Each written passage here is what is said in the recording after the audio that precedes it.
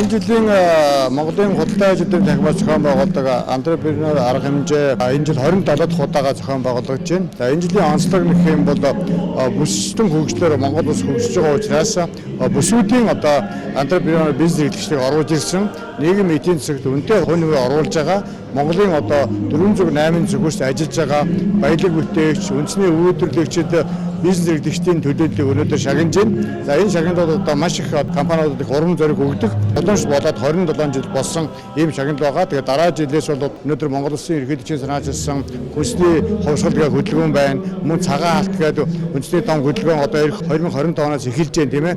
Энэ хөдөлгөөнүүдийг ч гэсэн засгийн газраас хэрэгжиж байгаа Монгол Улсын ерөнхийлөгчийн санаачилсан хэрэгжиж байгаа энэ том хөдөлгөөнүүдийг ч гэсэн энэхүү антрепренер арга хэмжээнд оруулаад цаашаа яваад арай өөр шинэ өнгө аясаар хамгаалж ярьж байна. Тэгэхээр антрепренер арга хэмжээ маань жил ирэх тусам шинжилгээтэй зохион байгуулагдаад байгаа нэг онцлогтой байна. Монголын том жижиг аж ахуйн нэгжүүд хоорондоо нэгдэж интеграцаар хамтарч ажиллах цаг болсон учраас өнөөдөр энэ танхимаа зохион байгуулж байгаа антрепренер арга хэмжээ, шилдэг зүй арга хэмжээнд бол нийгэмд аш тусаа өгж байгаа томоохон арга хэмжээнд нэг юм аа.